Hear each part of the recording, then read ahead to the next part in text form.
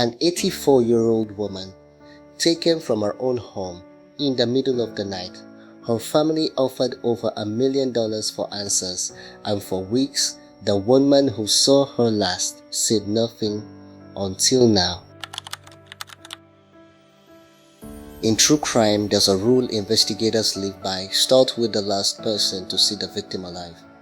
In Nancy Guthrie's case, that person is Tommaso Cioni, Annie Guthrie's husband, and for weeks after Nancy vanished, he was nowhere to be found.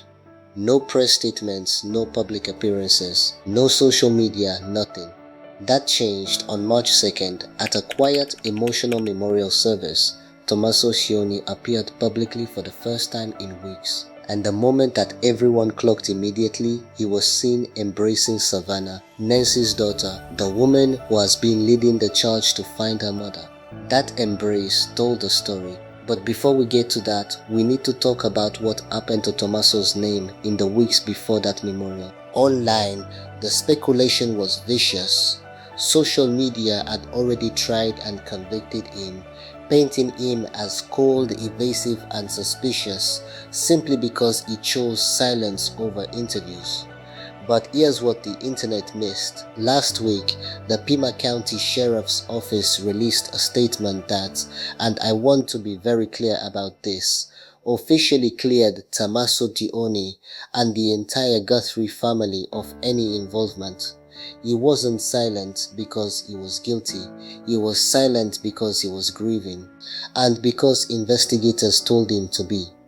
So, if it wasn't the husband, then what did happen on the night of January 31st?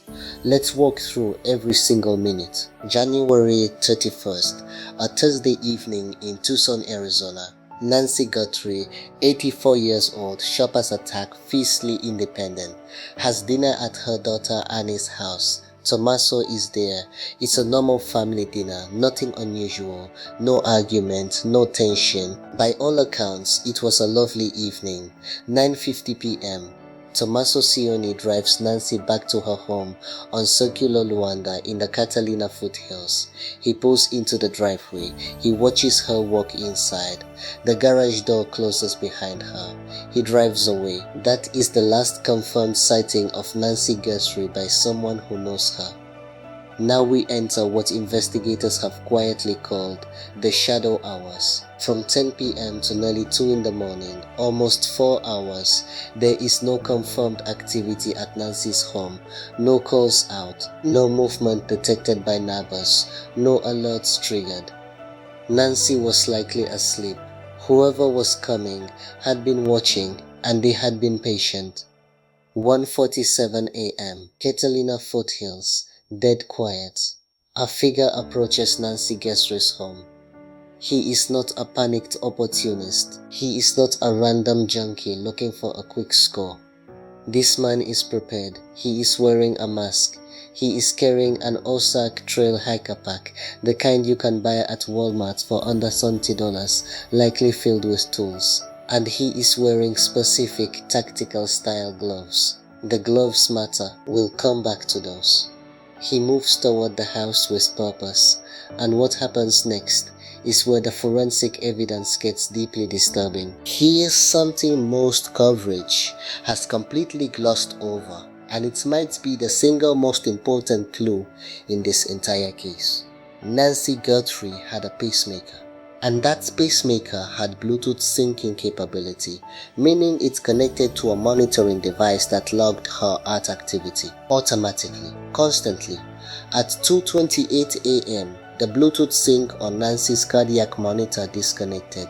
Now, that could mean a few things. The device lost range, the battery died, or, and this is what investigators believe, it means that at 2:28 a.m., Nancy Guthrie was moved far enough from her home that the sync could no longer maintain signal. In other words, 2:28 a.m. may be the precise moment the abduction was completed. She was gone, but she didn't leave without a fight. Investigators discovered bloodstains on the porch of Nancy's home, and forensic testing confirmed what the family feared.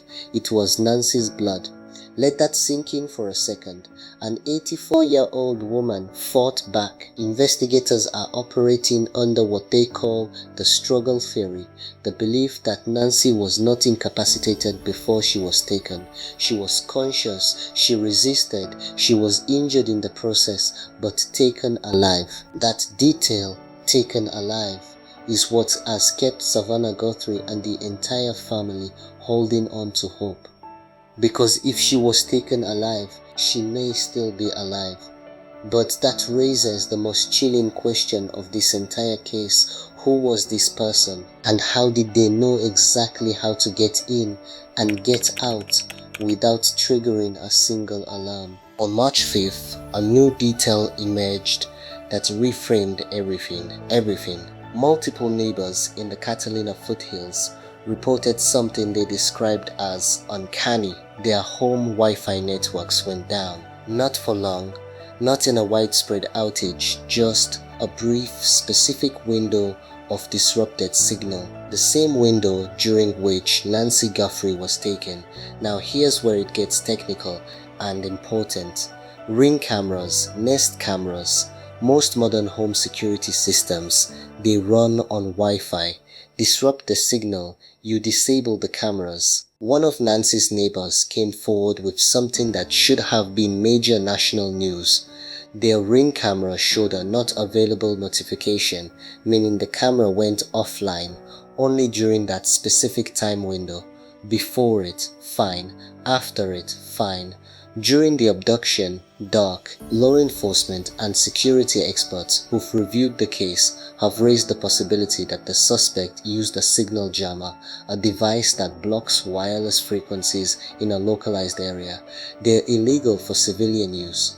They're also not hard to get. But here's what that tells us about who we're looking for. This was not a crime of opportunity. This person or persons did reconnaissance. They knew the neighborhood. They knew the camera locations. They knew the Wi-Fi layout. They knew the right window of time to move. This was surgical, which means one terrifying thing. Nancy Guthrie was targeted, specifically, deliberately. The question is, why her, and by whom? 3 weeks before Nancy disappeared, a neighbor named Alden Meister noticed something that didn't sit right with her.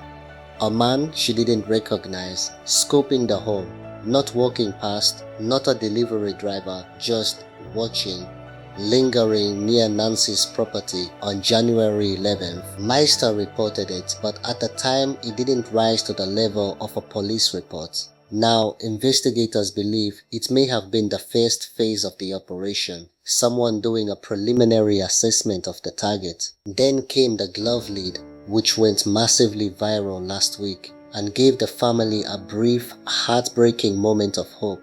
A glove matching the description of the tactical gloves worn by the suspect was found in the area. Tips flooded in, the FBI cross-referenced, and the result? A devastating dead end.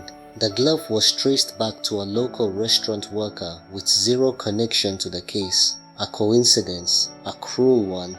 But there's another dead end that I think deserves more attention and frankly more pressure. At 2:36 a.m., just 8 minutes after the pacemaker signal drops, security footage from a neighboring property captured a car speeding, moving fast through the foothills. It hasn't been identified, not by local law enforcement, not by the FBI. A car on camera 8 minutes after an abduction in a neighborhood this quiet at 2:36 in the morning. There are not a lot of innocent explanations for that. So why hasn't it been identified yet? What do investigators know that they are not saying publicly? Those are the questions that keep this family and this country up at night. As of today, the reward for information leading to Nancy Guthrie's safe return stands at $1.1 million.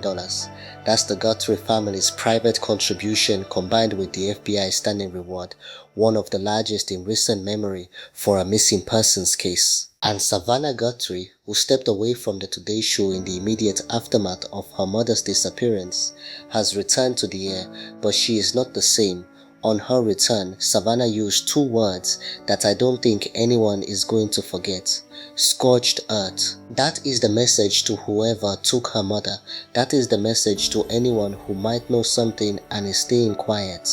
Scorched earth. So let me leave you with the question that every investigator, every profiler, and every person following this case is sitting with right now. The husband cleared. A random robbery ruled out. Nancy's valuables were left behind. Her home wasn't ransacked. This wasn't about stuff. The suspect came prepared with a pack, with gloves, with a jammer, with a plan, and with knowledge of exactly which house to go to, on exactly which night, at exactly which hour. Who had a motive, a specific deliberate motive, to target an 84-year-old woman in the Catalina Foothills? That is the question. And until it's answered, Nancy Guthrie's family will not rest. If you have any information, anything at all, the tip line is active, the reward is real, and one family is waiting. If this video helped you understand this case better, share it. The more eyes on this story, the better the chances that someone, somewhere, says something. Subscribe if you want to stay updated as this case develops, and drop in the comments, who do you think targeted Nancy Guthrie and why? I'll be reading every single one.